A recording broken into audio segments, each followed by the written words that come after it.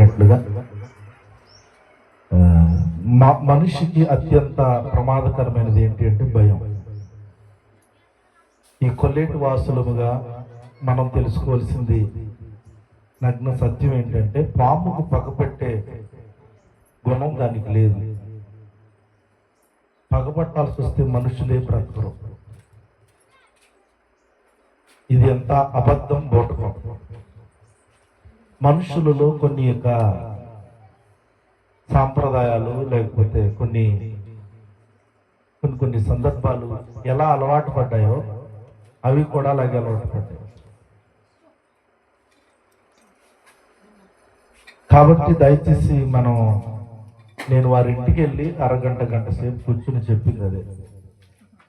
ప్రశాంతంగా కూర్చుంటే 4 దారులు పెట్టారు, తర్వాత గేయ పెట్టారు, తర్వాత డ్రింక్ ఇచ్చారు. ఇవన్నీ తింటూ వాళ్ళతో మాట్లాడిన సందర్భం ఏంటంటే పాముకి అసలు పక్కపట్టే గుణం అనేది లేదు.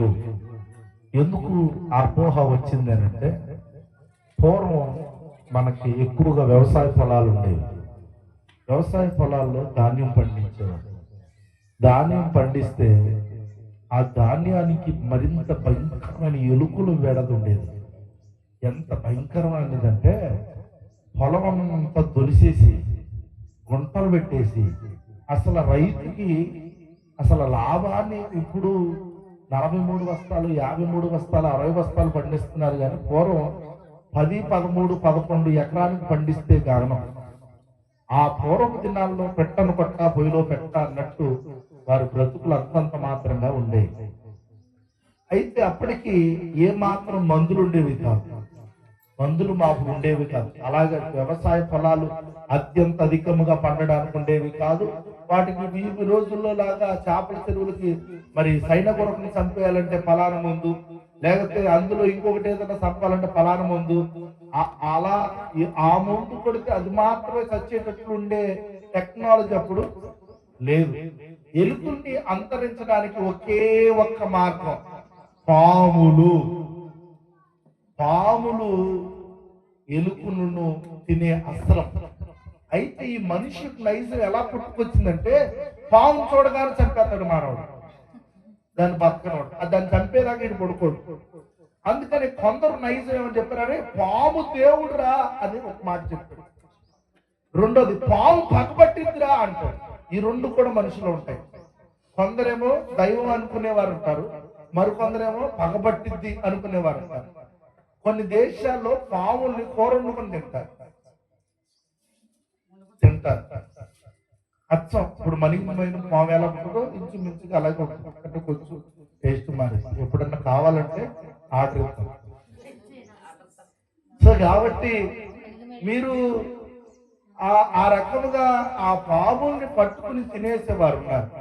వాటితో చూడండి, పాములు వేటాడేవారు, పాములు పట్టుకునేవారు. అంటే వాటిని డాగ్స్ ప్యాడ్ లాగో స్నేక్ స్నాచర్స్ ఉంటారు పట్టుకునేవాళ్ళు.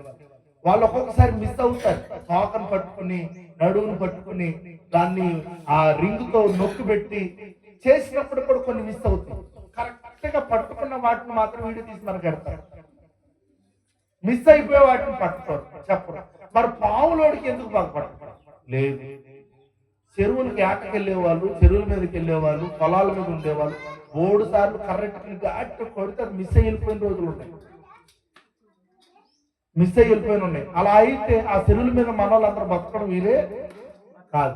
పాము ఎప్పుడు కరిసిద్ది అంటే దానికి హానికరం అనుకున్నప్పుడు మాత్రమే కరిసిద్ది. నిసిక్ కూడా ఇదే చెప్పాను నేను. ఆల్ఫా అది వచ్చింది అదే వెళ్ళిపోద్ది.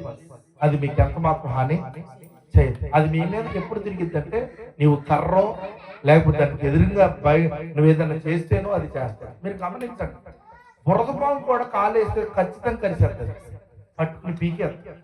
నేను చాలా మంది చూసాను. అది కరిసే నైజం కాదు దాన్ని, కానీ దాని మీద కాలేస్తే ఖచ్చితంగా కరిసింది. అంతెందుకు, నా చిన్నప్పుడు మా అమ్మ చెప్తుంది, చేమల పుట్టలో ఏలెడితే చేమంట కొరకనా అన్న. అలాగే దాని నైజం అది. ఈ మధ్య కాలంలోనే ఒక భార్య ఎప్పుడు దెబ్బ తినిపించుకుంటది కానీ అస్సలు తిరిగి దెబ్బలాడేది కాదు. మన ఏమైందో మరి బాగా చప్పటి గదిలో ఒక తోపు తోసేసి బయటకు వచ్చి ఇప్పుడు రారా చూసుకుందాం అన్నది రోడ్డు మీద. అంటే తన నైజం ఎటువంటిదంటే తాను సహించగలిగిన మట్టుకు సహించింది. సహించలేకుండా ఉన్న తర్వాత తిరుగుబాటు చేయటం పెద్ద పాములాగా. ఇది కూడా అంతే. పాము నైజంగా అసలు పగపట్టేతనం. ఎలుకల గురించి మా తాతలో ఏం చేశారంటే దాని జోలికి వెళ్ళకుండా ఉండడానికి వారు ఏ అస్త్రాన్ని ఉపయోగించాలో తెలియక అది చెప్పారు. పోనీ పాము వచ్చింది కదా, దీని ఉద్దేశం ఏంటంటారా? దెయ్యం పళ్ళు ఇప్పటికి నేను బోర్డు పాముల గురించి అన్నాను. పాముల యొక్క పుట్టింది పేరు దెయ్యంపాడు యొక్క లోపల చాలా పాము ఇళ్లలోకి వచ్చేస్తాయి. మా ఊర్లో నడిబొట్టున ఉంటది మా ఇల్లు. మా ఇంటికి వచ్చేసింది. ఎందుకంటే మనం ఉన్నదే ఆటిళ్లలో కొల్లేరులో. కొల్లేరులో ఏ ఇబ్బంది వచ్చినా పైకి ఎక్కేస్తాయి. సో ఇబ్బంది వాటి వల్ల కాదు. మీరు మరింతగా చెప్తున్నాను, మీ భయమే మిమ్మల్ని చంపేసింది. మొన్న కళ్యాణి చూసుకుంటూ వచ్చినప్పుడు ఎవరో బాబుకి కుమార్ కనుకుంటా కాలంతా వాసిపోయింది. ఏంటంటే మరే గుద్దిందన్న. అది తనకు తెలిస్తే ఎప్పుడో అసలు మనవాడు ఆడిపోయాడు. ఎప్పుడుగో చెప్పారు డాక్టర్ ఇది ఫలాందయ్యా అని చెప్పి. అప్పటికి లేట్ అయిపోయింది. వీడికి భయం కూడా పోయి భయంతోనే ఎక్కువ చచ్చిపోతాం. భయమే మన ప్రాణాన్ని తీసేది. ఉదాహరణకి తొండ కరిసిందంట కానీ అక్కడ పాము కనపడిందంట. సాయంకాలం కూడా చచ్చిపోయాడు. కరిసిందేమో, ఆ పొదల్లో కనపడిందేమో. ఏమనుకున్నాడు ఇప్పుడు ఎలా చచ్చిపోయాడు? భయంతో చచ్చిపోయాడు. పాము కరిసిందంట, తొండ కాలు కాడు ఉందంట, కానీ చచ్చిపోకుండా హాయిగా ఉన్నాడు. ఇప్పుడు ఏమనుకున్నాడు? తొండ అనుకున్నాడు. ఏమి లేదు ఇక్కడ, భయం. నీ భయమే శత్రువు యొక్క అస్త్రం. నువ్వు భయపడుతున్నంత కాలం రోజు చస్తూనే బతకాలి, లేకపోతే చస్తూనే ఉండాలి. కనుక దయచేసి భయపడకండి. క్రైస్తవులు అనబడుతున్న మనం మెయిన్ దేనికి భయపడతారంటే చావుకు భయపడతారు. అసలు చావుకు భయపడకుండా ఉండవలసిందే క్రైస్తవుడు. ఎందుకనంటే మనం ఇక్కడ చావం, మనకు అసలు చావే లేదు. క్రైస్తవ్యంలో ఏముంటుందంటే కన్ను మూస్తున్నావు, నిద్రిస్తున్నదే కానీ ఆమె మరణించలేదు అని చెప్పాడు. నిద్రిస్తుందే కానీ బాహ్య రూపంలో జనాల ఉద్దేశం ఏంటి? ఆల్రెడీ పిల్లలు గ్రోవారు, డప్పులు కొట్టేసేవారు, గొల్లు మరి ఏడ్చేవారు, ప్రలాపించేవారు అక్కడ ఆల్రెడీ అయిపోయిన దాని గురించి వారు బాధపడుతున్నారు. కానీ ఆమె ఏం చేసిందంటే ప్రియమైన వాళ్ళరా, అక్కడ జరిగిన సిచ్యువేషన్ దేవుడు ఉద్దేశంలో ఆమె నిద్రిస్తుందని. ఇది నిద్ర. పొద్దున్న రాత్రి అయితే 10ంటికి పడుకుంటాం, తెల్లవారుజామున లేస్తాం. అలాగే చావు కూడా ఇక్కడ నిద్రిస్తాం, అక్కడ ఇది రాత్రంతా ఉంటాం, కానీ క్షణం మాత్రంలోనే కళ్ళు తెరుస్తాం. With in second. మరణం క్రైస్తవ్యానికి ఒక వరం. క్రైస్తవ్యానికి ఒక వరం. ఆ వరం ఎందుకనంటే ఈ రూపం నుంచి మరొక అద్భుతమైన రూపంలోకి మారే ఒక వరం. ఈ క్షయ దేహము నుంచి, శరీరము నుంచి అక్షయ దేహంలోనికి మారే ఒక గొప్ప వరం. దీన్ని ఒక పాము కోసం విడిచి మారే ఒక తత్వం ఎలా ఉందో, ఈ దేహాన్ని విడిచి మనం అమరత్వం కలిగిన మహిమలోకి వెళ్ళే గొప్ప వరం చావు. కానీ ఈ చావుకి భయపడుతున్నా, చచ్చిపోతానేమో, నువ్వు చచ్చిపోతానని భయపడి నీవు చావకుండా మాత్రం మానవ. కానీ ఈ భయం మాత్రం నిన్ను వెంటాడుతూనే ఉంటుంది. కనుక ఆ భయాన్ని వేడండి. అందుకే బైబిల్లో రాయబడుతుంది, ఒక్కడు తన ప్రాణమును రక్షింపకను కోరినీడలా వాడు ప్రాణమును పోగొట్టుకుంటాడు. వాడు ప్రాణమును దేవుని నిమిత్తం పోగొట్టుకోవడానికైనా సిద్ధపడేవాడు రక్షించుకుంటాడు అంట. అంటే నా ప్రాణము నేను బతకాలి, నేను ఉండాలి, ఇంకా ఉండాలనుకుని, లేకపోతే ప్రాణం గురించి పోతేమో అనే ఆలోచన ఎప్పుడుకో పోయేదాని గురించి ఎప్పటి నుంచి ఆలోచిస్తూ ఉంటే నిజంగా పోగొట్టుకుంటుంది దాని గురించి. బ్రతుకుట్టి క్రీస్తే చావైతే లాభమే, నాకేమొచ్చినా పర్వాలేదు అనే ధైర్యం మనలో నిశ్చిత ఉండాలి. ఉంటేనే ఆ అమరత్వంలో పరలోకంలో ఉంటాం. ఎందుకు పిరికితనం కలిగి ఉంటాం? పోనీ పిరికితనంగా ఉన్నంత మాత్రాన మరణం నీ దగ్గరికి రాకుండా ఉంటుందా? భయపడినంత మాత్రాన చావు నీ దగ్గర దాకా ఉంటదా?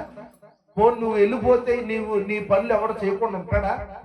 నీ పాత్ర అలాగే ఏమైనా అయిపోద్దా? కాబట్టి భయం ఏదైనా ఏదైనా చేస్తుంది భయం, ఇదేదైనా చేస్తుంది భయం, ప్రతి దానికి భయమే. కాబట్టి భయపడకండి. భయపడే పిరికితనము కలిగిన ఆత్మను దేవుడు మనకి ఇయ్యలేదు. శక్తియు ఇంద్రియ నిగ్రహము కలిగిన ధైర్యము కలిగిన ఆత్మను ఇచ్చాడు. పిరికితనము గలవారు పరలోక రాజ్యానికి వారసులు కారు. పోయిన వారిని చదివించాను నేను. పిరికితనము కలిగిన వారు పరలోక రాజ్యానికి వారసులు కారు. ప్రకటన గ్రంథంలో, బైబిల్ గ్రంథం ప్రకటనలో ఈ మాట రాబడుతుందో చూడండి.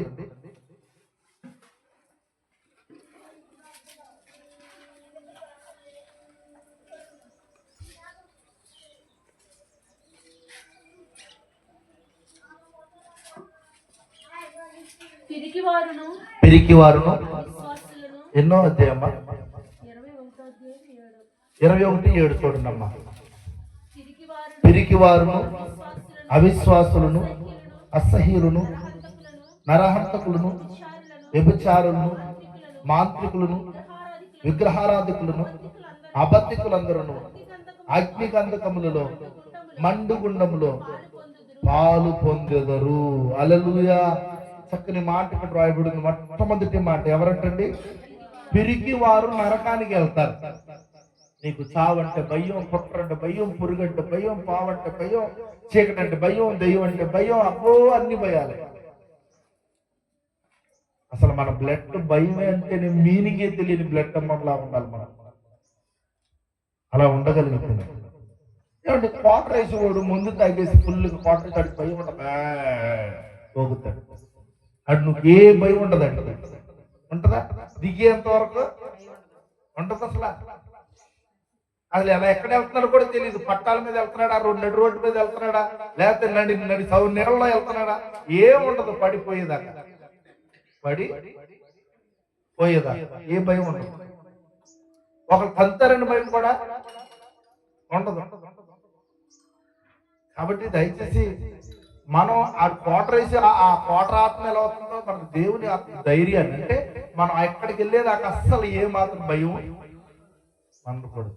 మనం కూడా వేసాం. దేవుని ఆత్మ శక్తితో నింపబడి పూర్ణులము కాబడాలి. ఆత్మపానమును చేయుడి అని రాయబడి, ఆత్మను కలిగి ఉంటే భయమే ఉండదు. సో ఈరోజు మనం మాట్లాడుకుంటున్న సందర్భం ఒక 40 minutes మనం దేవుని వాక్యం ధ్యానించుకుందాం. దాని గురించి పోయిన వారం ఎఫెసీస్ మొన్న కర్గము సంఘం గురించి మనం మాట్లాడుకుంటున్నాం. ఒక వారం కర్గము యొక్క వివరణ మాట్లాడుకున్నాం. మరొక వారం వారి ప్రశంసలు మాట్లాడుకున్నాం. మరొక వారం తప్పుదమ్ములు వారు మాట్లాడుకుంటూ విగ్రహములకు బలిచ్చిన వాటిని తినడం అనే దాని గురించి మనం మాట్లాడుకున్నాం. మరొకసారి ఏమని మాట్లాడుకోవాలంటే, మనం పోయిన వారం అసలు జారత్వం అంటే ప్రియమైన వాళ్ళ ఆత్మీయ వ్యభిచారం. జారత్వం అనేది వ్యభిచారం అయితే అది ఆత్మీయమైన వ్యభిచారం గురించి మనం మాట్లాడుకున్నాం. విగ్రహారాధన వ్యభిచారంతో సమానం. అందరికీ మన హృదయాన్ని పంచడానికి వీలు లేదు. ఒక భార్య భర్త వారు ఎలా ఉంటారో దేవునికి మనం అంతే. మనం వేరొకరికి నాకు అందరూ భర్తలే అనకూడదు, అందరూ అనకూడదు. మనకి ఒక్కరే ఆయన నజరేయుడైన యేసు. ఆయన అంటాడు, నాకు చెందవలసిన మహిమ వేరొకరికి చెందడానికి వీల్లేదు, నా స్థానం వేరొకరికి ఇవ్వడానికి వీల్లేదు అని అంటాడు. కనీసం సొంత భర్త అయినా సర్దుకుంటాడు. దేనికంటే పిల్లలు పుట్టినాక ప్రేమ అంతా పిల్లల మీద ఒలకపోతామంటే, అంతకుముందు అన్ని చూసుకునేది భార్య, అన్ని బాగా ప్రేమించేది, బాగా ఉండేది. కానీ పిల్లలు పుట్టాక ఈ ప్రేమ అంతా తీసుకెళ్లి చిన్నోడంటది, పెద్దోడంటది, చిన్నదంటది, పెద్దదంటది, వాళ్ళ మీదే పెడుతుంది ప్రేమ. నోరు తెత్తాలు పిల్లలు అయినప్పటికీ భర్త ఎంత మంచోడంటే సర్దుకుంటాడు. నాకే పంచాల్సింది ఏమండి. అందుకే పెళ్ళి కానీ 6 నెలల సంవత్సరం పిల్లలు పుట్టేశారు అనుకోండి, 6 నెలల ప్రయాణం భర్త సగం తీసుకెళ్ళి ఎక్కడ పెడతారు? పిల్లలు. అమ్మాయి త్వరగా అంటే ఉండండి చిన్నోడికి తినిపిస్తున్నా అనమాట. అంటే ఆ టైం ఎక్కడ ఉండాలి అసలు? ఆ టైంలో పిలుచుకోవాలి భర్త దగ్గరికి వెళ్ళాల్సి. అలాంటిది వారిద్దరి మధ్య ప్రేమ సగం అయిపోతుంది. పిల్లలు అయినప్పటికీ కూడా భర్త సర్దుకుంటాడు. కానీ దేవుడు అలా కానే. అదేంటో తెలుసా? నీ తల్లినైనను, చెల్లినైనను, అన్ననైనను, తమ్ముడైనను, నీ వారినైనందరినీ నన్ను వెంబడించగల, నన్ను ప్రేమించగల, నన్ను విడిచి నన్ను వెంబడించగలడు. అంటే విడిచిపెట్టేయడం అని కాదు ఇక్కడ.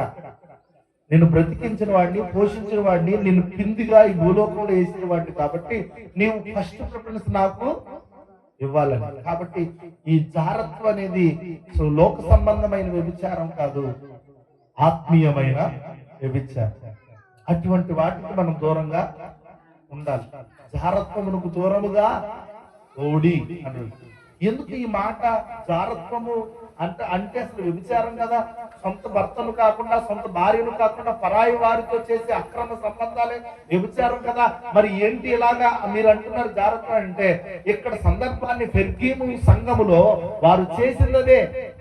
శరీర సంబంధమైన వ్యభిచారం వారు చేయలే, ఆత్మ సంబంధమైన వ్యభిచారం చేశారు.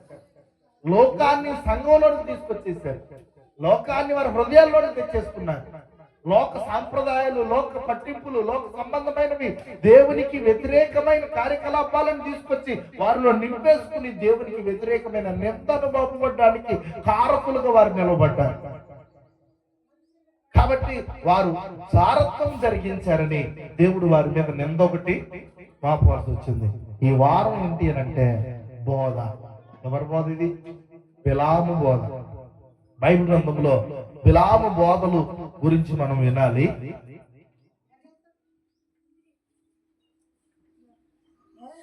బిలాము బోధ.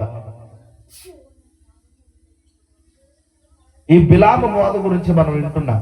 ఇక్కడ బైబిల్ గ్రంథంలో రాయబడిన సంఘటన మనం చూస్తూ ఉంటే, ఇక్కడ బిలాము అనే వ్యక్తి ఎవరు అని అంటే ఒక ప్రవక్త.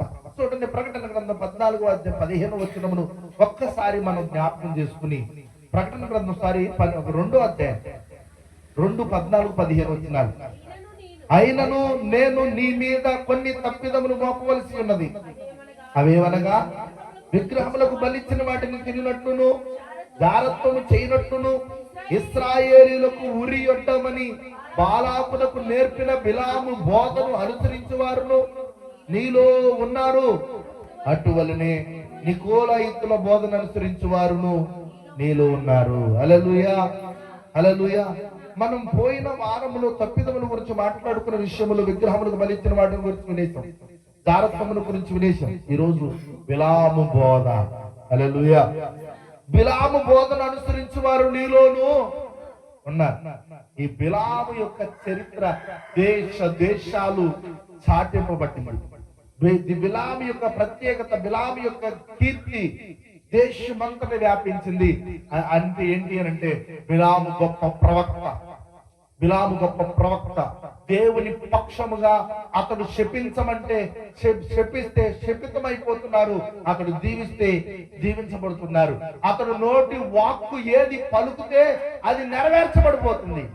అంత గొప్ప ప్రవక్తగా బిలాము మారిపోయింది. నిజంగా గమనించండి, నోటిని హద్దులో మాట్లాడుకుంటే, నోటిని జాగ్రత్త పదాలతో ఉపయోగించుకుంటే, ఏది పడితే అది, రోడ్డు బజార్లు పోయే ప్రతి ఆట గురించి మాట్లాడుకుంటా, స్పష్టమైన వాటి కొరకే, దైవత్వమైన వాటి కొరకే, ఉపయోగకరమైన వాటి కొరకే మాట్లాడితే నోటిని దేవుడు శక్తిగా మార్చగలడు. యెహోషువ సూర్యుని చంద్రుని నిలిపేసేసే పదాలు మాట్లాడితే అవి నిలిచిపోయాయి అంటే యెహోషువ ఏదో పెద్ద పైనుంచి దిగొచ్చినోడేమి కాదు. జాగ్రత్త, మన నోటి మాటను హద్దులో పెట్టుకుని మాట్లాడాలి. మన నోటికి శక్తి పెరగాలంటే నోటిని అన్నిసార్లు ఉపయోగించకూడదు, అన్నిసార్లు మాట్లాడకూడదు. ఎక్కడ పడితే అక్కడ, ఎలా పడితే అలా అనవసరమైన వాటికి మనం ఉపయోగించకూడదు. సో కాబట్టి జీవాలు చెప్పండి, కొంచెం కట్టిన గమనించాలి. ప్రియమైన దేవుని బిడ్డలారా, మనము అటువంటి యొక్క వ్యక్తులుగా మారగలం. మన నోటి శక్తి మారుతుంది. మనం ఎప్పుడు స్తుతించాలి, ఎప్పుడు ప్రార్థించాలి, ఎప్పుడు వాక్యం చదవాలి. మన నోటితో దేవుని వాక్కులు కనుక పలికితే ఎలా ఉంటదంటే, ఒక మునీశ్వరుడు తపస్సు చేస్తూ వాడు తపస్సు శక్తిని పొందుకున్నట్లుగా మనం ఎక్కువగా పదాలను వల్లించినప్పుడు దేవుని ప్రార్థన, దేవుని మాటలు, దేవుని స్తుతి, దేవుని కీర్తి మన నోటిలో ఉంటే దేవుడే మాట్లాడేసే శక్తి మన నోటితో పొందుకుంటాం. అక్కడ దేవుని నిర్ణయాన్ని కూడా తీసుకోవాలా లేదా కాదు, నీవు శాసించిన దాన్ని. అందుకంటాడు, భూలోకమందు దేనిని బంధిస్తావో పరలోకమందు దాన్ని నేను బంధిస్తా. అంటే ఇక్కడ నువ్వు ఏది ఆర్డర్ అయితే నేను అక్కడ రోడ్డు రేస్తాను అంటున్నాడు. ఆ రోడ్డు ఆర్డర్ ఎలా పడింది అంటే, మనం అలా ఉన్నప్పుడు, మనం అలా తగినట్లు ఉన్నప్పుడు, మన పదాలు ఎక్కువగా దేవుని మాటలు, దేవుని యొక్క విధానం, దేవుని యొక్క దైవికమైన ప్రభావితం కలిగిన విధానంగా మనం ఉన్నప్పుడు ఖచ్చితంగా దేవుడు కార్యాల రీతిగా జరిగిస్తాడు. ఇక్కడ బిలాము బోధను కూడా అలా అంత అద్భుతంగా ఉంటాయి. మొదట్లో చాలా బాగుండేవాడు బిలాము, చాలా అద్భుతమైన దైవజనుడు, అద్భుతమైన గొప్ప ప్రవక్త బిలాము. అలాంటి యొక్క బిలాము ప్రియమైన దేవుని బిడ్డలరా, మరి ఈ రోజున ఎలా మారిపోయాడంటే ధన వ్యామోహంలో పడిపోయాడు. హల్లెలూయా, హల్లెలూయా. నమ్మి మనుషులను నీవు నమ్మి పలుమార్లు మోసపోయావు, పలుమార్లు మోసపోయావు. ఇలా ఎంత కాలమో నీవు మోసపోదు, ఇలా ఎంత కాలమో నీవు సాగిపోదు. రాజులను నమ్మి బహుమతిని ప్రేమించిన బిలాము ఏమాయను, దైవ దర్శన కోల్పోయేను. రాజులను నమ్మి బహుమతిని ప్రేమించిన బిలాము ఏమాయను, దైవ దర్శన కోల్పోయేను. నా యేసయ్యను నమ్మిన ఎడలా, నా యేసయ్యను నమ్మిన ఎడలా ఉన్నత బహుమానము నీకు నిశ్చయమే.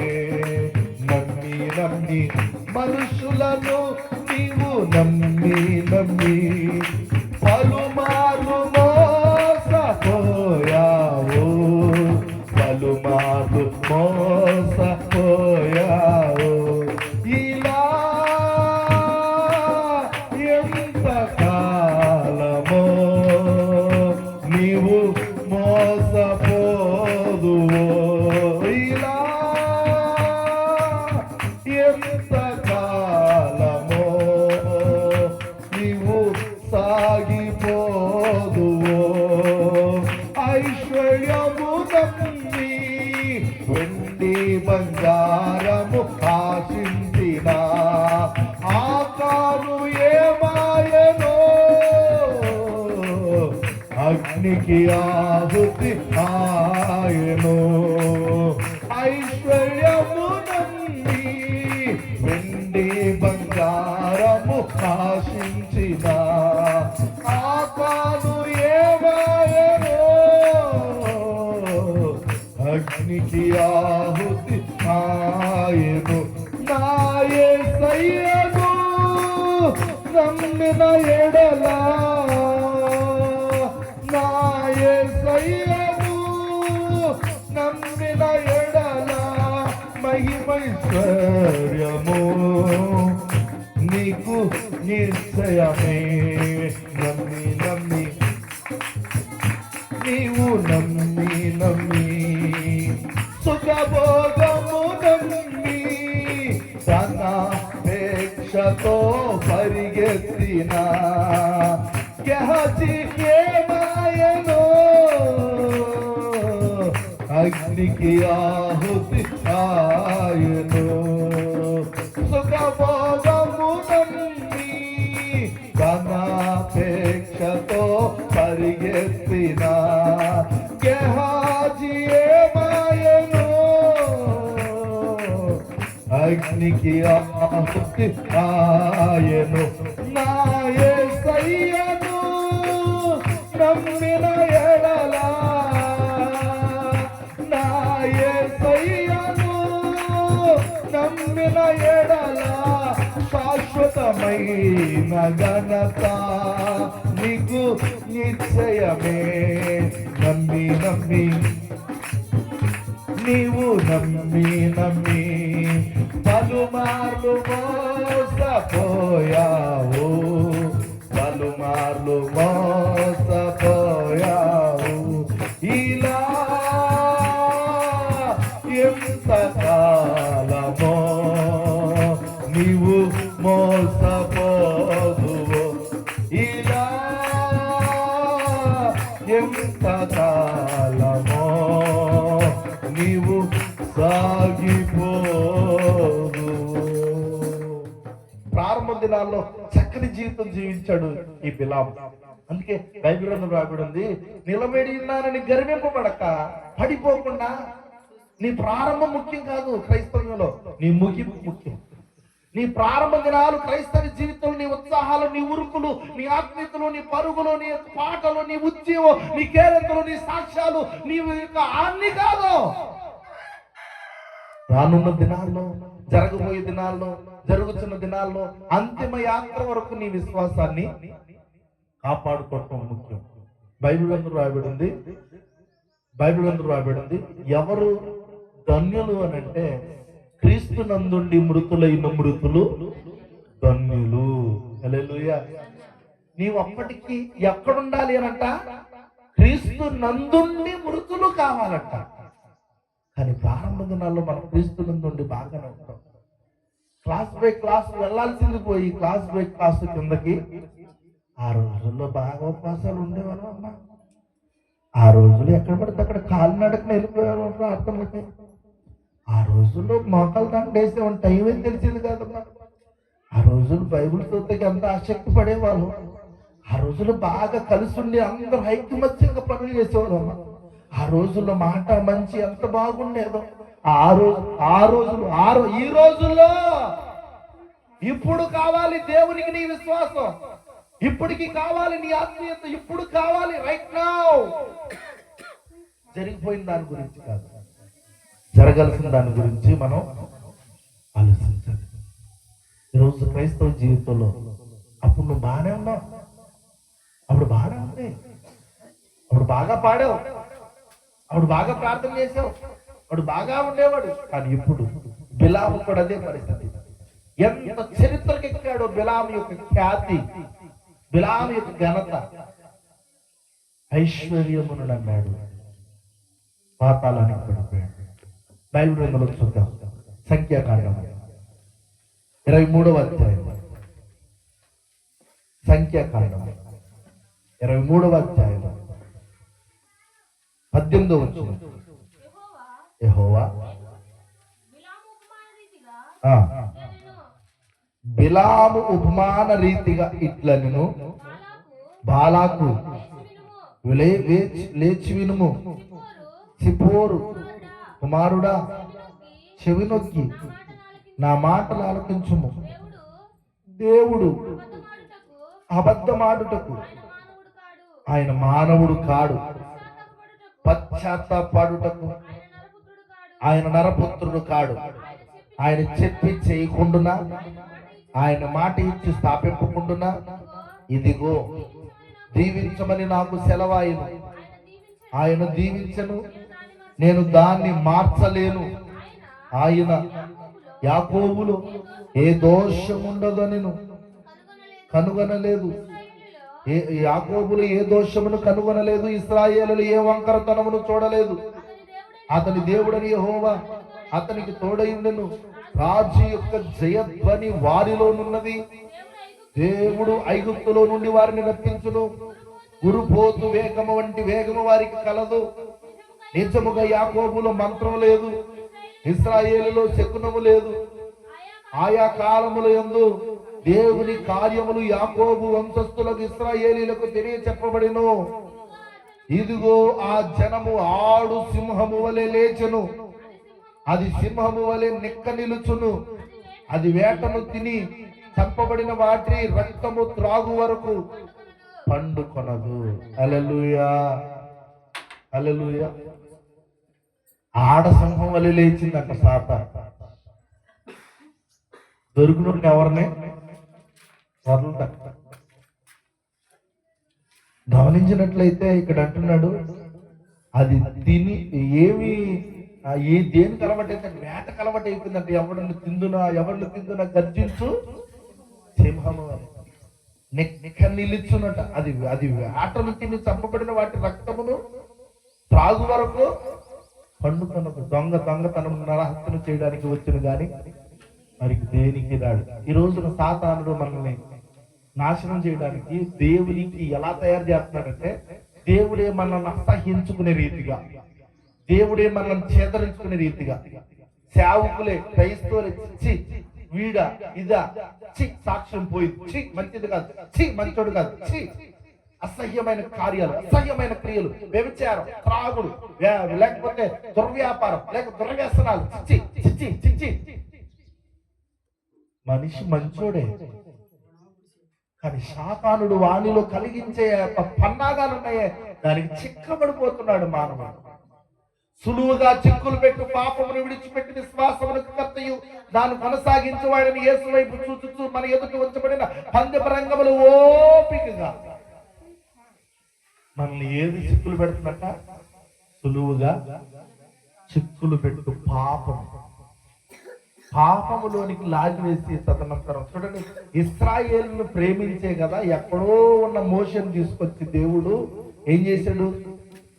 ఆ యొక్క ఐగుప్తులో ఉన్న ఆ ప్రజల ఎదుట అద్భుత సూచక కార్యాలు చేసి నువ్వెవరవు అని చెప్పమంటే నేనే యెహోవానని చెప్పు అని చెప్పాడు. అలా చెప్పమంటే అక్కడికి వెళ్ళి తను తాను అలా పరిచయం చేసుకుని ఈ దేవుడు ఎంత గొప్పోడో 10 రకాల యొక్క తెగుళ్ళు చూపించి అక్కడి నుంచి మరి వారిని విడిపించుకుని తీసుకుని వచ్చి మరి ఎంత ప్రేమిస్తే అన్ని అద్భుతాలు చేశాడు. 6 నేల మీద సముద్రం 2 పాయలుగా చేసి నడిపించాడు. మరి ఫరో సైన్యమును దాంట్లో నాశనం చేశాడు.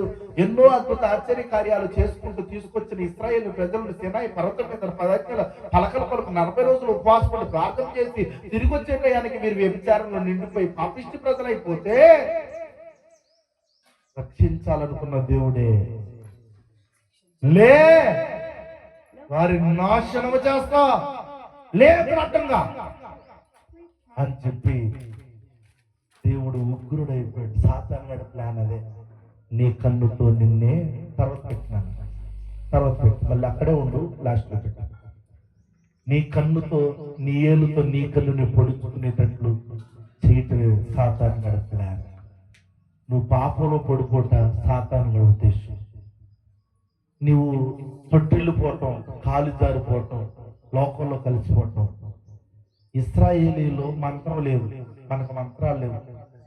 ఇశ్రాయేల్లో శకునం లేదు. ఇశ్రాయేల్లో ఏ విధమైన లోక సంబంధమైన ఆచార పద్ధతులు లేవు. కానీ సాతానుడు కల్పిస్తున్నాడు. లేనివి మనలో సాతానుగాడే ఒక సాతాను మనుషుల చేత మనకు సలహాలు కల్పిస్తున్నాడు. కాబట్టి నా ప్రియమైన దేవుని బిడ్డ, ఈరోజు మన జీవితం సాతానుగాడు దేవునికి వ్యతిరేకంగా చేసి ఇదిగో చక్కగా అందమైన ఇల్లు కట్టుకున్నాడండి దేవుడు. దాంట్లో చక్కని జంటను పెట్టాడండి వాళ్ళిద్దరూ, ఆదాము అవ్వలు. చక్కని జంట. కానీ అటువంటి వారి విషయంలో చిచ్చులు పెట్టాడు సాతానుగాడు. ఈరోజు నా ఇల్లు పాడుపడ్డ బంగ్లా అయిపోయింది. ఆ ఇంట్లో ఏమని చెప్పాడంటే, చక్కగా దానికి కావలసినవన్నీ కూడా అమర్చాడు. అటువైపు ఇటువైపు చక్కని ఏర్లు నీరు పారేటట్లు ఒక చక్కని కాలువలు రూపించాడు. నీరు పోసే పని కూడా లేదు ఆదాము హవ్వకి. వాటి పోసుకుని తినడమే తప్పితే, వాళ్ళిద్దరూ సుఖంగా ఉండడం తప్పితే, అలా సుఖంగా పిల్ల పాపలతో హాయిగా ఉండే బతుకులు సాతానుడు చిచ్చు. ఈ రోజుల్లో చక్కగా హాయిగా ఉండే కుటుంబాల్లో, ఎన్ని కుటుంబాల్లో చిచ్చులు పట్టట్ల సాతాను. అక్రమ సంబంధాలు, వారిద్దరే ఉంటే ఏ గొడవ లేదు, వారిద్దరి మధ్య మరొకరు వచ్చినప్పుడే అసలైన చిచ్చు. ఆమెకు అతనుకు ఇల్లీగల్ కాంటాక్ట్స్, ఆమెకు అతనుకు అక్రమ సంబంధాలు వస్తేనే కాదా లేనిపోను తిప్పలు. ఇది సాతానుడి ప్రయోగం. ప్రశాంతంగా ఉండాలి, సమాధానంగా ఉండాలి, నా సన్నిధిలో హాయిగా ఉండాలి, ఆరాధిస్తూ ఉండాలని దేవుని కోరిక అయితే అలా ఉండడం సాతానికి ఇష్టం లేక కన్నులెత్తి చూడగా పచ్చని తోట వలె కనపడుతున్నట్లుగా ఆ మసిమహోడే అందంగా కనపడతాడు మనకు. ఆ ముక్కు లేనిదే అందంగా కనపడుతుంది మనకి. యారా ఎలా నచ్చిందిరా అంటే, నా కళ్ళతో చూడు మామ, ఇదే చిచ్చు. మనకి సేదరింపుగా కనబడుతుంది, కానీ వాడిలో అది ఉంది కాబట్టి వాడి కంటికి ఎంతో ఇంపుగా కనపడుతుంది, చూచుటకు రమ్యముగాను. అస్సలు దాన్ని చూడకుండా ఉండలేకపోతున్నట్లు కనిపించిందట ఆ అవ్వమ్మ కంటికి. అవ్వమ్మకి అసలు అది చూపించింది ఎవరు? అసలు సాతానుగాడు చూపిస్తే అసలు చూడకుండా ఉండలేము. అసలు సాతానుగాడు చూపిస్తేనే అలా ఉంటాం. దేవుడు చూపిస్తే అప్పుడప్పుడు బాగానే ఉంటాం. హల్లెలూయా. కాబట్టి దయచేసి ప్రియమైన దేవుని బిడ్డలారా, ఈ రోజున మన జీవితంలో అటువంటి రకాలైన చిచ్చులు పెట్టి సాతానుగాడు చిన్న భిన్నం చేసి మానవ జీవితాన్ని నాశనం చేసి సమాధానం లేకుండా దేవునికి వైరం కలిగించి దేవుని చేతనే మరలా నాశనం చేసే విధానంగా భార్యలు భర్తలను చంపేస్తున్నారు, భర్తలు భార్యలను చంపేస్తున్నారు, పిల్లలు తల్లిదండ్రులను చంపేస్తున్నారు. ఒక యవనస్తురాలకి తల్లి అడ్డం ఉందని చెప్పి తల్లికి ముందేటి చంపేసింది, తన ప్రియుడు తెల్లొద్దంటుందని. అక్రమ నువ్వు ఏంటి పోనేంటి ఆ కుర్రోడు చాటింగ్ అంటే ఎవడు, ఆ ఊరు ఆడు ఊరేంటి, ఆడు పేరేంటి, ఆడు గోత్రం ఏంటి, వాడు ఆడెవడు అని చెప్పేసి అన్న తప్పు అనిపించి తండ్రి ఎప్పుడు చనిపోయాడు. అలారంగా పెంచుకుని ప్రయోజనాలు చేసి మంచి చదువు చదివించి గొప్ప వ్యక్తిగా తీర్చిదిద్దాలనుకున్న తల్లి అడ్డొచ్చింది దీని కామపు కళ్ళుకి. తల్లినే చంపేసింది, అడ్డొచ్చిన భర్తనే చంపేసింది, ఒక భార్యనే చంపేశాడు ఒక భర్త. ఇవన్నీ వారి చెడ్డోళ్ళని అంటున్నా. వారు చాలా మంచి ప్రారంభ దినాలు మంచి సాక్ష్యాలు కలిగిన వారే, ప్రారంభ దినాల్లో మంచి జీవితం కలిగిన వారే, ప్రారంభ దినాల్లో మంచి సంసారాలే, మంచి కుటుంబాలే, మంచి పెంపకాల్లోనే ఉన్నారు. కానీ వారి సాతాను చేత పట్టబడ్డారు. ఈ రోజు సాతానుడు వారి జీవితాలు చిన్న బిలాము యొక్క జీవితం ప్రవక్తంతుడికి పట్టేసింది దయ్యం, పాస్టర్ గారికే పట్టేస్తుంది దయ్యం. ఈ రోజు నాడు ఈడు ఏడు ఎవరు లేదండి, వాడు ఎవరికైనా మన లోపాలు ఎత్తుకుంటాడు. ఏమెత్తుకుంటాడు? మన లోపాలు. ఎక్కడ పడుకుంటాడు? మనోడు ఐశ్వర్యానికి పడిపోయాడు, ఇంకొకటి అమ్మాయికి పడిపోతాడు, ఇంకొకటి ఇంకో దానికి పడిపోతాడు. పడిపోవటం మాత్రం ఖాయం. ఆడి విషయంలో పడిపోకుండా ఉన్నట్టు మేము దేవునికి కావాల్సింది. దానియేలు పడిపోలా, యేసేపు పడిపోలా. ప్రియమైన దేవుని బిడ్డలారా, ఇంకా ఈ పేరండి మన హోషేయ పడిపోలా, లేకపోతే యెషయా పడిపోలా. ఇలా బైబిల్ గ్రంథంలో కొంతమంది ప్రవక్తలు పడిపోకుండా దేవునికి బహుబలముగా వాడబడిన దైవజనులు ఉన్నారు, లేక శిష్యులు ఉన్నారు, సేవకులు ఉన్నారు, మనుషులు ఉన్నారు. పడిపోయిన వారి గతిని మన ముందెందుకు పెట్టాడంటే వారిని చూసి జాగ్రత్తగా ఉండండి. వారు స్టార్టింగ్ లో అబ్బో వీరులు, సూర్యులు, ధీరులు, గొప్ప అద్భుతాలు చేసే ఆత్మీయులే, కానీ చివరాఖరికి పడిపోయారు. సొలొమోను పడిపోయాడు, సంసోను పడిపోయాడు, దావీదు పడిపోయాడు. ఇలా అనేక మంది పడిపోయిన వారి గతిని మన కన్నులారు చూపించడానికి గల కారణం ఇదే.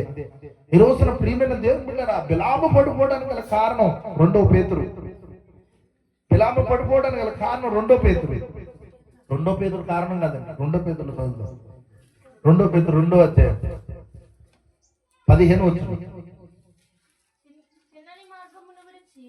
ఆ, 2:15-16 చదువు. 2 Pétero 2:15-16 చదివే మరి, అది రైటే. తిన్నని మార్గమును విడిచి బేయోరు కుమారుడైన బిలాము పోయిన మార్గమును బట్టి త్రోవ తప్పిపోయిరి. ఆ బిలాము దుర్నీతి వలన కలుగు బహుమానమును ప్రేమించను, అయితే తాను చేసిన అతిక్రమము నిమిత్తము అతడు గద్దింపబడినను. నోరు లేని గాడిద మానవ స్వరముతో మాట్లాడి ఆ ప్రవక్త యొక్క వెర్రితనమును అడ్డగించాను. హల్లెలూయా. బిలాము ఎలాంటి వాడంటే ధనాశపరుడు, ధన ఆశపరుడు. ధనం అంటే అస్సలు కొంతమందికి అంతే, ఎంత గొప్ప వ్యక్తిత్వం కలిగిన డబ్బు చూస్తే గాని అది కొట్టేయకుండా మాత్రం నువ్వు చేతులు ఆగదు. అసలు లేపేల ఎలా కొట్టుదని అని ఆలోచన. అటువంటి యొక్క నైజం సాతానుగడు వారిలో అది సాతాను పనే గాని దైవికమైన పని కాదు. దాని గల కారణం ధనాశ. కొంతమంది చూడండి, ఇంట్లోనైనా వాళ్ళ అమ్మో వాళ్ళ అక్కో అన్నయ్యో ఎవరో 10 రూపాయలు 50 రూపాయలు అక్కడ పెట్టారు. వాళ్ళు నొక్కేదమని కాదు, దొంగతనం అని కాదు, అందుకనే తీసుకుని జోబులు ఎత్తుకుంటాం. అక్కడ ఎత్తుకుండాలి అక్కడ, కానీ డబ్బులు ఎక్కడెట్టామో అలా అక్కడే ఉండాల్సిందే. జోబులు ఎట్టుకోవడానికి కాదు. అది నీది కానిది ఏది నీది కానే కాదు. నీదైనది ఏదైనా నీదే. కన్నులు ఎదురుగా కనపడింది ఏదైనా ఉన్నప్పుడు అది ఖచ్చితంగా దాని మీద చెయ్యి ఎల్లకుండా ఆపడానికి మన ప్రయత్నం. బైబిల్లో రాయబడి ఉన్న మాట ఈ యొక్క ఆజ్ఞల గురించి రాసుకుని నిర్గమాకాండ 23వ నుంచి ఆయన చివరిలో 14, 15, 16, 17 వచనాలు అంటాడు. వ్యభిచరించకూడదు, దొంగతనం చేయకూడదు, నరహత్య చేయకూడదు అని అంటున్న క్రమాల్లో దొంగతనం చేయకూడదు అని అంటాడు. దొంగతనం అంటే నీ ఇంట్లో నీకు తెలియనిది ఎవరిదైనా తీయటం కూడా దొంగతనమే. దాని మీద ఏ హక్కులు నీకు, నీ సొంత భర్తదే అవ్వచ్చు, సొంత భార్యదే అవ్వచ్చు, ఏమండి, సొంత నీ బిడ్డలు కావచ్చు, లేకపోతే నీ తల్లిదండ్రులు కావచ్చు, వాట్ ఎవర్, అది నీది కానే కాదు. కొంతమంది అండి భార్యలు ఉంటారు, క్వార్టర్ వేసి అలవాటు ఉంటాయి, చెత్త తాగేసిన తర్వాత ఆ డబ్బులు ఎన్ని తీసేసినా భర్తకు తెలియకుండా తాగేస్తారు. మహానుభావురాళ్ళు వాళ్ళకి దండేసి దండం పెట్టారు. అతను ఒక దీంట్లో ఉంటే, దీంట్లో వ్యసనంలో ఉంటే ఈవిడ ఒక వ్యసనంలో ఉంటాయి. అందుకే అతను ముందు మారటం ఈవిడికి ఇష్టం లేదు. ఎందుకనంటే అలా చల్లదు కాబట్టి. క్వార్టర్ వేస్తేనే మన పనులు సాగుతాయి.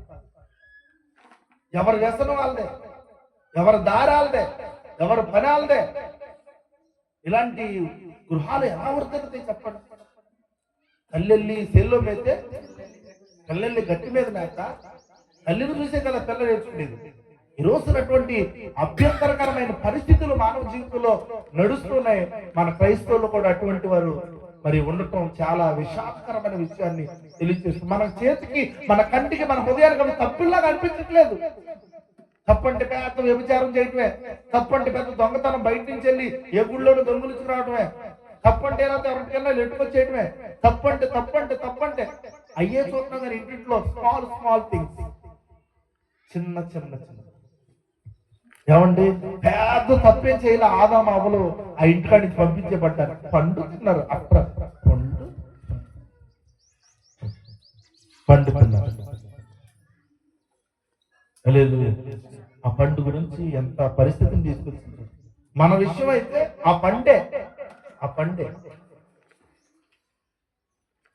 కానీ అక్కడ ఏమి దేవుడు పడతాడు. నా మాట అదే మాట ఏం లేదు. నువ్వు నేను తినొద్దన్నది తిన్నావు. ఇప్పుడు చూడండి, చాలా మంది భర్తలు అండి, మా అమ్మోళ్ళకి వెళ్తాను, పండగ కదా, మా తమ్ముడు వాళ్ళకి వెళ్తాను, మా అమ్మ వెళ్ళొద్దాను. ఆయనే సరే వెళ్ళిపోయింది అనుకో, అద్దుకో నా మాట నువ్వు, నా మాట ఇరాకులు దాకా సాగదీసే చాలా మంది, పెద్ద గొడవలు చేసి తనకి చచ్చిపోయారు చాలా మంది ఉన్నారు. ఇక్కడ తప్పే ఉంది, పెద్ద పొరపాటు కాదు, వెళ్ళకుండా ఇంటికే వెళ్ళదు. కానీ మాట లేదు. ఇది పట్టు ఇక్కడ ఆదామ వాళ్ళ దగ్గర కూడా జరిగింది. అదే మాట ఏం లేదు. తినొద్దన్న పండుని తిన్నాడు, చేయొద్దన్న పని చేశాడు. ఆ అతిక్రమమే పాపం. ఆదామ మనస్తత్వం ఇప్పటికీ మనలో ఉంటుంది. వెళ్ళొద్దన్న గడికి వెళ్తాం, చేయొద్దనే పని చేస్తాం, మాట్లాడొద్దన్న వాళ్ళతోనే మాట్లాడతాం. ఇలాంటివి మన జీవితంలో అమ్మమ్మలు ఇంకా మనలో చాలా మంది ఉన్నారు, ఆదాములు మనలో చాలా మంది ఉన్నారు. హల్లెలూయా. కాబట్టి ప్రియమైన దేవుని బిడ్డలారా, ఇతడు బిలాము ధనాశపరుడు కావున తిన్నని మార్గం నడిచిన వాడు. అవునండి, తిన్నని మార్గమును విడిచి బేయోరు కుమారుడైన బిలాము పోయిన మార్గమును బట్టి త్రోవ తప్పిరి. తిన్నని మార్గం విడిచిపెట్టి షార్ట్ కట్లు ఎత్తుకుంటున్నారు అన్నమాట. సో త్వరగా పెద్దోడిని అయిపోవాలి, త్వరగా గొప్పోడిని అయిపోవాలి అని చెప్పేసి. హల్లెలూయా. ఏమండి, ఎలా వచ్చింది అలాగే సక్రంగా వచ్చింది, సక్రంగా ఉంటుంది, అక్రంగా వచ్చింది, అక్రంగానే పోతుంది. ఎంత గొప్పలేదు. మా ఊళ్ళో బోల్డ్ మందిని చూసేవాళ్ళ. ఎవరో నోకల రాము గారి ద్వారా కానీ లేకపోతే ఇంకొకరి ద్వారా వచ్చిన వాళ్ళు ఇప్పుడు ఆల్రెడీ దానికంటే హీనమైన స్థితిలోనికి వెళ్ళిపోయి వారి పరిస్థితులు చాలా అభ్యంతరంగా ఉన్నాయి. నువ్వు కష్టపడి సంపాదించి ఖచ్చితంగా నీ జీవితంలో నీ ధనం ఏదో ఉంటుంది. హల్లెలూయా. చూడండి, అక్కడికి ఒక మాట, యూదా 11వ వచనం. యూదా 11వ వచనం, ఒకటే అధ్యాయం ఉంటుంది, అందులో 11వ వచనం చూద్దాం. అయ్యో వారికి శ్రమ. యూదా 11వ వచనం.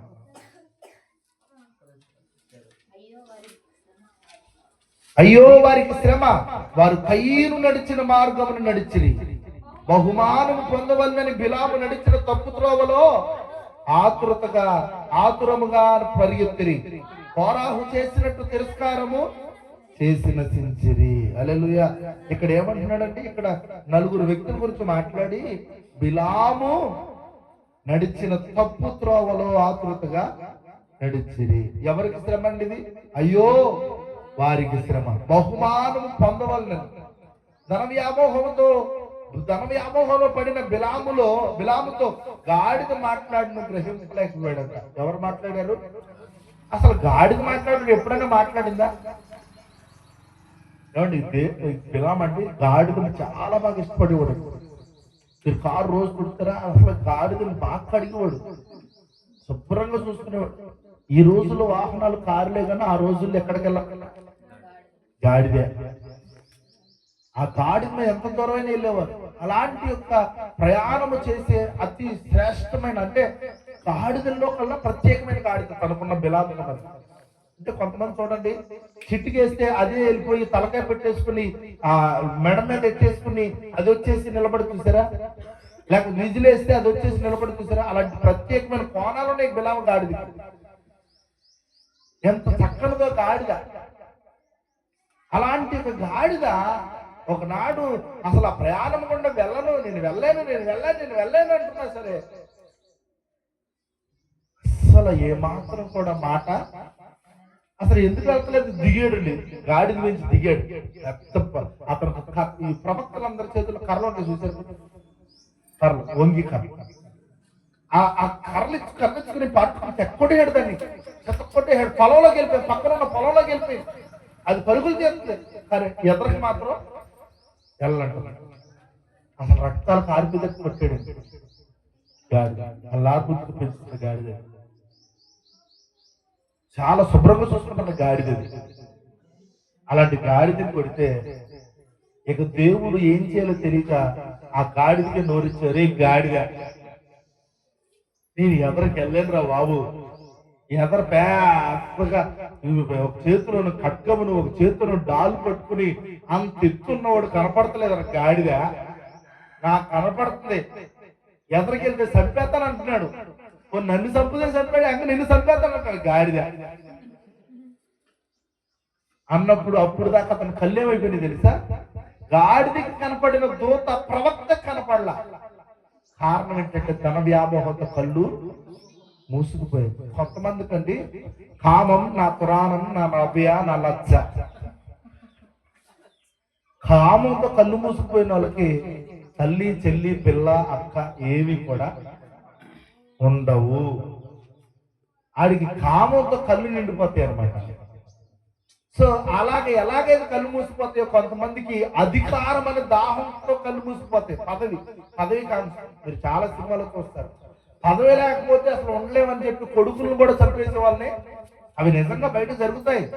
సొంత భార్యను విడిచిపెట్టేసే వాళ్ళు ఉంటారు, సొంత తోబుట్టులను విడిచిపెట్టేసే వాళ్ళు ఉంటారు. ఈ రోజుల్లో ఈ మధ్య కాలంలో చూడండి, ఈ పార్టీలు పెరిగిన తర్వాత తమ్ముడు ఒక పార్టీ ఉంటే అన్నయ్య ఒక పార్టీ, బామ్మర్ది ఒక పార్టీ అయితే పోనీ అది పక్కన భర్త ఒక పార్టీ, భార్య ఒక పార్టీ. అంటే వీరిలో ఎంత ఆక్రోశాలు పెరిగిపోయినాయి అంటే పదవి కోసం వీళ్ళ బంధత్వాలు కూడా విడిచిపెట్టేసి అంత దిగజారుల్లోనికి మీరు వెళ్ళిపోయేంత. అంటే వారికి పదవి కాంక్షతో అధికార వ్యామోహంతో కళ్ళు మూసుకుపోయినాయి. బంధత్వాలు కనపట్ల. మనం ఎవరితో ఏం మాట్లాడుతున్నాం, ఎవరిని తిడుతున్నాం, ఎవరికి వ్యతిరేకంగా వెళ్తున్నాం, ఎవరేమని మాట్లాడుతున్నాం అనే మాట ఏమి వాళ్ళకి ఏమి అర్థం. వాళ్ళకి వ్యామోహం, వారికి ఇదేంతో కళ్ళు మూసిపోయినాయి అంటే వారికి అధికారం అనే ఆ పార్టీ అనే ఆ యొక్క వాటితో కళ్ళు మూసిపోయింది. కొంతమంది డబ్బుతో మూసిపోతాయి. డబ్బుతో మూసిపోయి ఎవరికి ఏం మాట్లాడుతున్నారు కూడా తెలీదు. చులకగా మాట్లాడతారు, హేళనగా మాట్లాడతారు, తీసిపడేసినట్టు మాట్లాడతారు. సాటి మనిషితో మాట్లాడే మానవతతో వారు మాట్లాడతారు. ధనగర్వం బైబిల్ రాబడింది, కళ్ళు నెత్తుకొచ్చు వారు తరము కలదని రాబడింది. ఆల్రెడీ వచ్చేసింది కూడా. కళ్ళు నెత్తుకొచ్చినట్టు మాట్లాడేవారు వారి చుట్టూ కూడా ఉంటారు. హల్లెలూయా. కాబట్టి ప్రియమైన దేవుని బిడ్డలారా, ఎవరికి అయ్యో వారికి శ్రమ, బహుమానము పొందవలని బిలాము నడిచిన తప్పు త్రోవలో ఆతురముగా పరిగెత్తిరి. హల్లెలూయా. ఇశ్రాయేలీలు ప్రియమైన దేవుని బిడ్డలారా, వారు ధన వ్యామోహంతో నిండిపోయారు. ఇశ్రాయేలీలు ఇగో బహుజన సమూహం అయిపోయారు. దేవుడు ఏమన్నాడు అబ్రహాముతో పిల్లలు లేనప్పుడు, అబ్రహామా నేనే నీకు పిల్లలు ఎత్తా. వాళ్ళు ఎలా ఉంటారంటే ఆ సముద్రం దగ్గరికి వెళ్ళు, అక్కడ ఇసుకరే నువ్వు లెక్కే అన్నాడు. ఇసుకరే నువ్వు అక్కడ లెక్కేస్తావా? లెక్కే ఒక ఇప్పుడు తీసుకుంటే చచ్చిపోతుంది. ఇసుకరే పైకి చూడు అన్నాడు. ఆకాశ నక్షత్రముల వలె అన్నాడు. అంత విస్తరింప చేస్తానన్నాడు. నిజంగానే అలా ఎలాగంటే దేవుడు మాట ఇస్తేనండి మనమైనా మర్చిపోతాం కానీ అసలు మర్చిపోకుండా చేసిన కార్యం ఏంటంటే అసలు పుచ్చగింతలు అయిపోయినట్టు మగపిల్లలే పుచ్చల కింద పుట్టేస్తున్నారు. పుట్టేసి ఇస్సాకి యాకోబు నుంచి వాళ్ళ పిల్లలు యాకోబు సంపత్తి ఇశ్రాయేలీయులు భయపడిపోతారంటే వీళ్ళని పుట్టేసి జనాభా పెరిగిపోతే యోసేపు యాకోబు కుమారుడైన యోసేపు తీసుకొచ్చి అక్కడ పెట్టాడు ఐగుప్తు దగ్గరలో. బాగుండాలి, శుభ్రంగా మా వాళ్ళు దగ్గర ఉండాలి, నేను వాళ్ళని చూసుకుంటూ ఉండాలి, క్షేమంగా ఉండాలి. కరువు వచ్చిన ప్రాంతం తీసుకొచ్చి అక్కడ పెట్టాడు. పచ్చగా గడ్డి మేపుకోవడానికి వాళ్ళకి బాగా ఆస్తి ఏంటంటే మనకి ఎలాగ చెరువులు ఉన్నాయి వాళ్ళకి అలాగే మందలు అంటే పశువులు మందలే వాళ్ళకి ఆస్తులు. వాటిని ఎక్కడ మేపుకుంటే ఎక్కడ ఉండిపోతారు వాళ్ళు. అయితే యోసేపు తీసుకొచ్చి అక్కడ పెట్టాడు. కాలం ఎక్కువ చచ్చిపోయాడు. ఈ లోపు వాళ్ళు ఏమైపోయారు, విస్తరించి ప్రబలిరి అంటే పెరిగిపోయారు. బాగా ఎలా పెరిగిపోయారంటే అధికారము కలిగిన ఐగుప్తీయులే భయపడైపోయేంత పెరిగిపోయారు. ఇప్పుడు జనం ఎట్లుంటే అంటే రాజ్యం అలాంటిది అలా పెరిగిపోయి విస్తరించిపోయారు. శత్రు సైన్యం అనబడుతున్న వారు చూసి మోయాబీయులు గాని ఐగుప్తీయులు గాని భయపడిపోయారు. ఇప్పుడు అదే జరిగింది ఇక్కడ. పక్కనే ఉన్నవారు ఇశ్రాయేలు చూసి భయపడిపోయి గుమ్మడికాయ దొంగ ఎవడరా అంటే గదగదలు ఆడిపోయినట్టు నన్నేదో చేస్తారు వీళ్ళని చెప్పేసి అని ఈ మనం ప్రారంభంలో మనం మాట్లాడుకున్నాం. ఎవరి యొక్క బాలాకు అని అనబడుతున్న వ్యక్తి ఆ యొక్క మోయాబీయులు రాజు. ఆ మోయాబీయులు రాజు అయిన ఆ బాలాకును మాట అన్నాడు, ముందు పంపించండి. ఎవరంటే బిలాము దగ్గరికి పంపించి ఇలా చెప్పించాలి ఇశ్రాయేలీయులు అంటే బిలాము ఏం చేసేవాడంటే ప్రార్థన చేసి ఏదైనా చెప్పేవాడు. వెళ్ళి ప్రార్థన చేస్తే ఏం మాట్లాడుతున్నావు, ఎవరిని చెప్పిస్తాననుకుంటున్నావు, నేను ఎవరినైతే వృద్ధి చేసి ప్రబలుతారు ఆకాశ నక్షత్రం నాకు విస్తరించేస్తారు అన్నాను వాళ్ళని చెప్పిస్తావా? ఎవరు జోలికి వస్తున్నావు? వాళ్ళు నేను దీవించిన జనం ఇశ్రాయేలు అనగా ఆస్వాదించబడిన వారు, దేవుని ప్రజలు, దేవుని సొత్తుల సమూహం, వారిని చెప్పిస్తావా? చిచ్చి అలా చేయము, వెళ్ళు అని వారిని ఆస్వాదించాను. ఈయన కూడా వెళ్ళాడు, ఆస్వాదించాడు. ఏం చేస్తావు నువ్వు? ఆస్వాదించమన్నా నేను అని చెప్పేసి వెళ్తున్న మధ్య డిస్కషన్. ఫస్ట్ అయితే అసలు ఒప్పుకోలే. నేను రాను, చెప్పించడానికి రాను, దేవుడు చెప్పించొద్దు అన్నాడు. దేవుని మాట మీరు రాను అన్నాడు. ఒకసారి, 2 సార్లు, 3వసారి ఏం చేశాడంటే పెద్ద ఆస్తి వాటిని వజ్రాలు, వైడూర్యాలు, బంగారం, డబ్బు పంపించాడు. ఏమంటే ఒక మనిషిని కొట్టాలంటే కొన్ని అస్త్రాలు ఉంటాయంట. సామ, దాన, దండోపాయాలు అంటారు.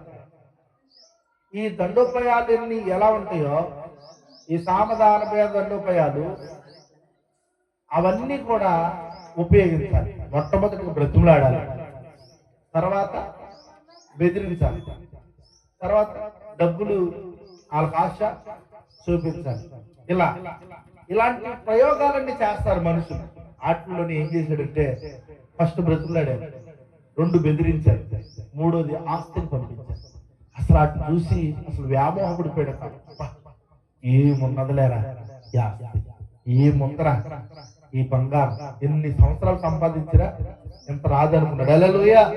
ఇక్కడ చూడండి, ఇక్కడ ఇశ్రాయేలీయులను శపించుటకు మోయాబు రాజు అయిన బాలాకు ప్రవక్త అయిన బిలామును తీసుకుని వచ్చాడు. ధన వ్యామోహం చేత అతడు 3 సార్లు ఇశ్రాయేలును శపించుటకు ప్రయత్నించాడు. అయితే దేవుని చేత అడ్డగింపబడి చివరికి దేవుని ప్రజలను నశింప చేయడానికి ప్రణాళికలు సిద్ధం చేసి ఇశ్రాయేలీలోని పురుషులను ఆకర్షించు నిమిత్తం మోయాబు స్త్రీలకు ప్రేరణ ఇవ్వవాలని బిలాము బోధించాడు. హల్లెలూయా. ఆ ప్రయత్నం ఫలించింది. వ్యభిచారం పక్కలేయడానికి కూడా ఇష్టపడ్డాడు ప్రవక్త. మోయాబు స్త్రీలను తీసుకొచ్చి వీళ్ళు ఇలా కాదు, వీరు నాశనం అవ్వాలంటే వీరిలో లోపాలు ఉండాలి. సాతాను కూడా మన మీద ప్రయోగం చేయాలంటే మన మీద ఏముండాలి, మనలో ఏముండాలి, లోపాలు ఉండాలి. లోపం లేనంత వరకు సాతాను కూడా మన జోలికి కూడా. అందుకే వీరు నాశనం అవ్వాలంటే, నా శాపం వీరి మీద పనికి రావాలంటే మోయాబు స్త్రీలను వీరితో శయనించడానికి పంపించండి, అప్పుడు వారు పాపంలో పడతారు, పాపంలో పడిన తర్వాత నేను వారిని చెప్పిస్తారన్నాడు.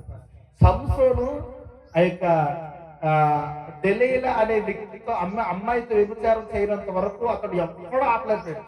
1000 మందిని కూడా ఒక దవడ ఎముకతో కొట్టి చంపేశాడు. అసలు ఎవరికి చిక్కలేదు, చెక్కడు దొరకడం అలాగున్నాడు. అలాంటి ఒక్క వ్యభిచారం చేత పట్టబడి స్త్రీ వలలో పడి నాశనం అయిపోయాడు.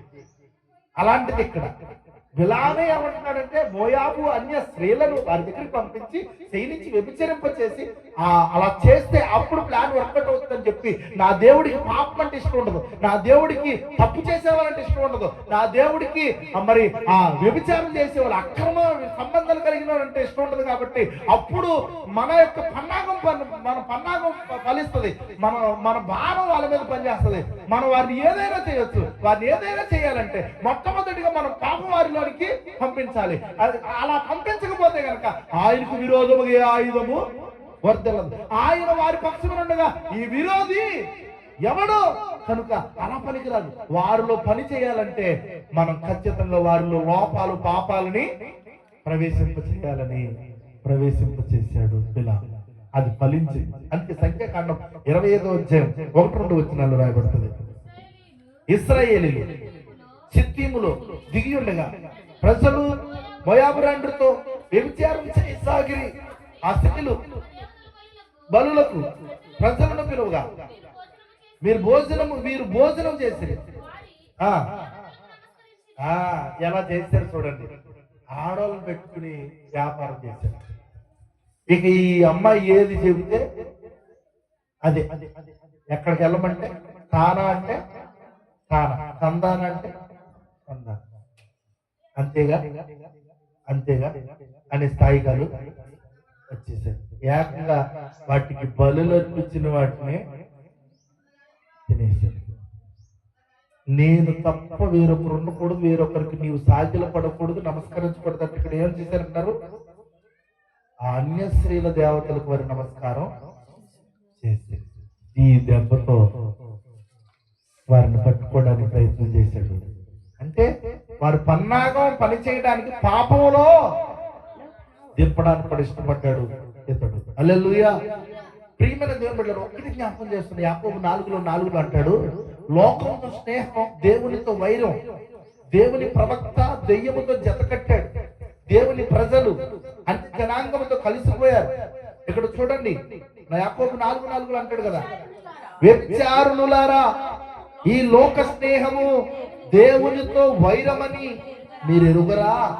కాబట్టి ఎవడు ఈ లోకముతో స్నేహము చేయగోరునో వాడు దేవునికి శత్రువగును.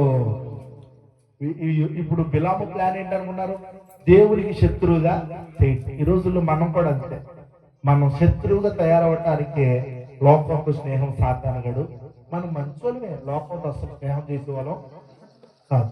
కానీ మన గుణమే ఆ విధంగా కొంచెం సాతానుగడు. హల్లెలూయా. కాబట్టి ప్రియమైన దేవుని బిడ్డలారా, 1 కొరింథీయులు 10:8 అంటాడు, దేవుడు శత్రువుగా మారితే ఇక రక్షించేది ఎవరు? అందుకే ఒక దినానంట 23,000 మంది చనిపోయారంట ఇశ్రాయేలీలు. 10:8 1 కొరింథీయులు. మరియు వారి వలె మనం వ్యభిచరింపక యుందుము, వారిలో కొందరు వ్యభిచరించనున్నారు. ఒక్క దినమునే 23,000 మంది కూలిరి. చాలండి. హల్లెలూయా.